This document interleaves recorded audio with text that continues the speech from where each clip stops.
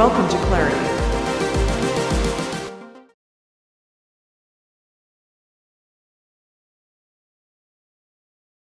Let's go ahead and head over to Design and Network Settings.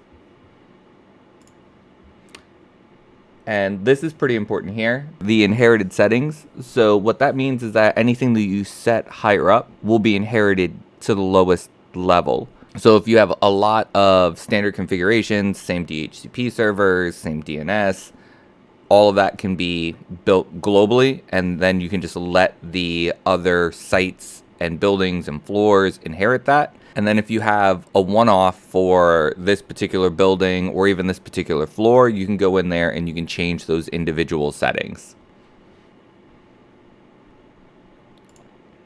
For our situation, we're just going to go ahead and we're just going to build it in global because I don't really have anything specific to the individuals just yet.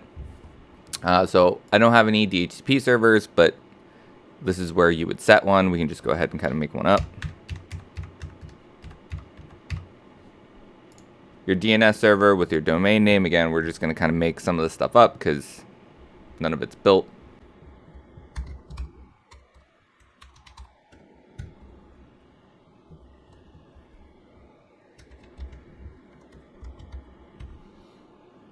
We'll actually move these to the back end.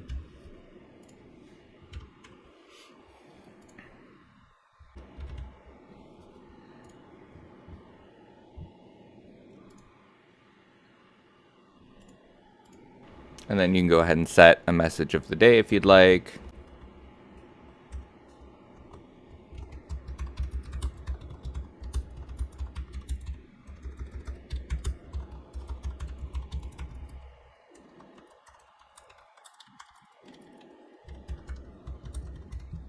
Or whatever your standard is. So additionally, we can add more servers. There's a AAA server. We'll get into that a little later when we talk about getting ICE integrated. Strongly recommend that you do use ICE with DNA Center. The earlier you get that on there and integrated, the better off you're going to be. So whereas DNA Center is your orchestration server, ICE on the back end is really that policy enforcement server. You can use a regular Radius server, such as tying DNA Center directly into AD. I've never done it before, but it is a thing. I strongly recommend that you use ICE so that way you can get that policy enforcement built and then automatically deployed for you. But again, we'll go over that when we get into the more advanced use cases. NTP, usually something that you're going to want to go ahead and check. And then StealthWatch or Secure Network Analytics. We don't have that running. And again, a lot of those integrations we'll cover in more advanced videos.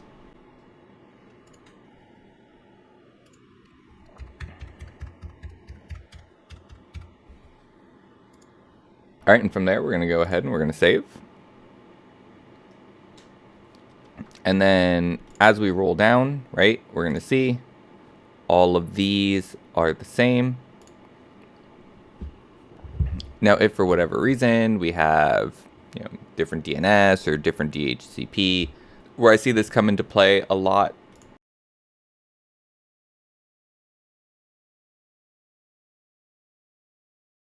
is actually with the AAAs using ICE. A lot of the times you'll want to change which sites use which PSNs. That's what I see a lot of the changes for away from the global inherited config. But it is nice to be able to change every site if you want. But again, for our cases, we're going to go ahead and we're just going to remove that. And then here we can go ahead, right, just for something simple.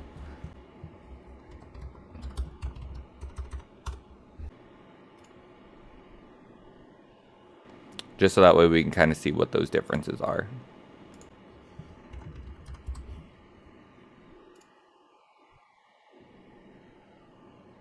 And then again, part of the inheriting structure is because we changed it at the West Pasco Government Center, the building level, the floors inherit that. But if we wanted to, we could change, welcome to West Pasco first floor. So all of these settings are overridable down to the lowest level. And then we're actually going to go over here to telemetry.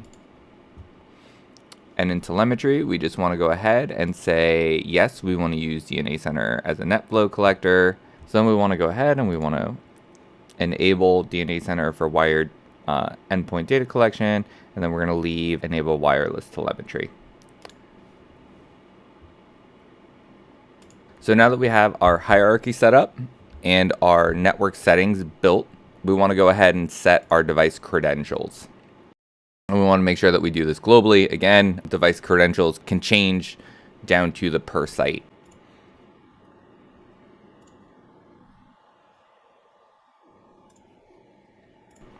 So we're going to add CLI.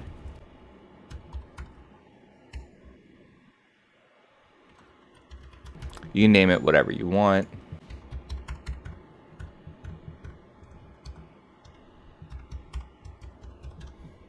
And then your enable password.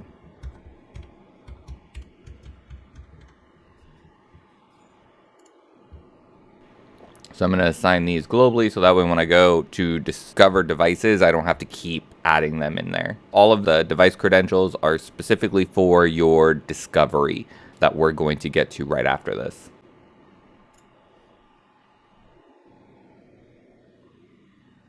And we're just going to kind of keep rolling through.